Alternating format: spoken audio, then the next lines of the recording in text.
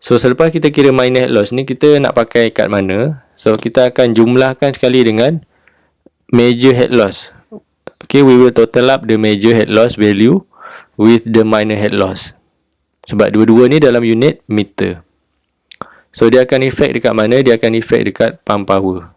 So pump power kita akan berubah lah. Rho GH tadi kan. So kita tambah Rho GHL campur HF darab dengan Q. So kita terus tengok example tadi. Example exercise 2 ni. So disebabkan data yang kita ambil ni sama dengan example 1, exercise 1 ni. So dia punya nilai major head loss dia sama. Okay, kat sini kita tak kira lah. Kita tak kira major head loss. Sebab major head loss ni, HL ni, dia sama dengan exercise 1. Kita dah kira tadi. Kita ambil terus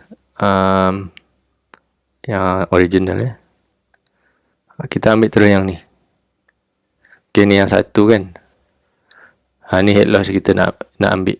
Major head loss. So sekarang kita tambah minor head loss je lah. Itu ceritanya. Kita nak tengok apa kesan dia. So kita kira minor head loss, kita jumlahkan K. Dia kata dalam soalan tu 2 kali 90 degree elbow. Okay, dia ada 3, sorry. 3 90 degree elbow, 2T dengan 2 45 degree elbow. So kita jumlahkan lah kat sini. Sini 3, so darab 3. Kemudian K dia untuk T ni 1.8 darab 2. Untuk elbow 45 degree 0.42 darab 2. Dah jumlahkan ni, baru darab. Ini pun ada mistake. Saya selalu perasan dia tak jumlahkan. Dia terus darab dengan ujung ni. So kat sini jumlahkan nilai K dulu. Okay, kemudian baru darab dengan velocity. So velocity ni kita ambil daripada exercise 1 juga. Sebab kita tak ubah data kita. Velocity kat sini 0.068 Okay, V 0.068 ni. So kita akan dapat 0.00168. So kita tengok comparison, HL kita besar kan, 0.0081. Kat sini HF kita dia kecil sedikit. So bila kita darab untuk dapatkan power 0.0032 watt. So dia ada sikit pertambahan lah dengan yang asal. Tadi 0.0026 watt. Okay, daripada 26 dia naik pergi 32 watt. So in most cases sebenarnya kalau soalan tu tak sebut pasal fitting, so kita tak perlu tambah lah HF. Kita assume dia cuma ada major head loss. So kalau macam soalan exercise 1 dia tak ada mention apa-apa pasal ni kan, fittings. So kita memang always assume kalau tak ada fitting, dia tak ada minor head loss ataupun HF. Kalau dalam soalan exercise 2 ni dia memang ada bagi fittings dia.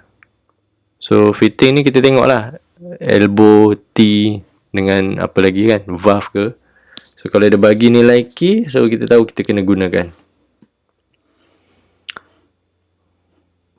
Okay, soalan terakhir. So kita tengok pump power exercise 2. Ni soalan yang paling rumit lah. Okay, dalam bab ni. Soalan dia pendek, tapi cara kerja dia panjang. Okay, water is pumped from a tank to a container situated 10 meter away. Okay, kat sini dia tak ada bagi nilai meter lain lah. Ada satu saja. So, ini memang kita tahu pipe length dia. Pumping rate 10 liter per minute. Ini adalah Q yang kita kena convert kepada meter cube per second. Pipe diameter 25 mm. So, dia bagi fitting sekali. So, kita tak perlu risau. Kita cuma jumlahkan nilai K je. Dia kata 2 elbow. So, K ni kena darab 2. 2T 1.8 darab 2. 2 45 degree elbow. So, 0.42 ni kena darab dengan 2. Solve the required pump power for this operation. So, kat sini ada tambahan sebab dia pump daripada tangki. So, tangki ni pun ada head loss juga. Bila dia keluar dari tangki tu, tank exit tu, dia ada sikit K 0.5. Kemudian dia masuk tangki yang baru, dia ada head loss juga. So kita kena jumlahkan elbow ni T dengan elbow dengan sekali dengan tank exit dengan tank entry. Okey, tak apa, kita buat major head loss dulu.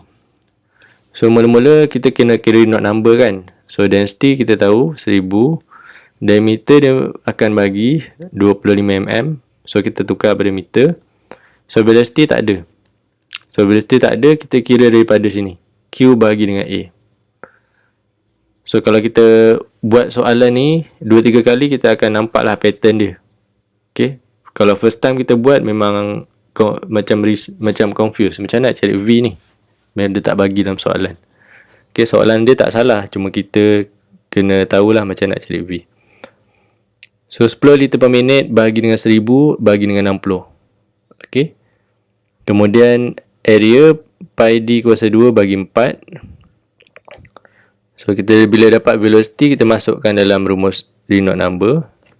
So kita check Reynolds number ni. Dalam kes ni lebih 3000. 7456. So kita akan kira friction gunakan rumus F kedua, yang kedua. Kita dapat 0.034. Kemudian kita kira head loss HL 0.08 meter. Kemudian kita kena kira minor head loss sebelum kita kira pump power. So 2 90 degree elbow 0.9 darab 2, 2 T 1.8 darab 2. Kemudian dia ada 45 degree elbow, ada 2, so darab dengan 2. Ini tank exit, tank entry. So jumlahkan semua baru darab dengan velocity kuasa 2 bahagi 2 darab 9.81. So bila kita dah dapat HL dengan HL ni dengan HF, so kita jumlahkan dia. So 0.08, 0.0456 jadi 0.1256. So darab dengan density gravity dengan volumetric flow rate. So kita dapat 0.205 watt. So nilai yang kita kira ni, dia kata pump efficiency dia 80%. Maknanya yang kita dapat ni sebenarnya pump bukan pump power. Dia dapat berapa watt sistem ni yang perlukan. So sistem ni perlukan 0.205 watt untuk pump daripada satu tempat tu ke jarak 10 meter. So pump yang kita nak pakai tu 80% efficient. So 80% daripada pump power, kita baru dapat required power. So soalan kita nak pump power. So kita kena terbalikkan. Pump power sama dengan required power bahagi dengan efficiency 0.8. So kita akan nampak lah, pump power kita akan pakai lagi besar. So bila kita pakai lagi besar, kalau 80% saja yang efficient, so dia masih dapat transfer air tu kepada satu tempat tu kepada 10 meter jarak dia. Okey, itu sahaja untuk bab ni. So nanti boleh cuba soalan final exam. Okey, sekian.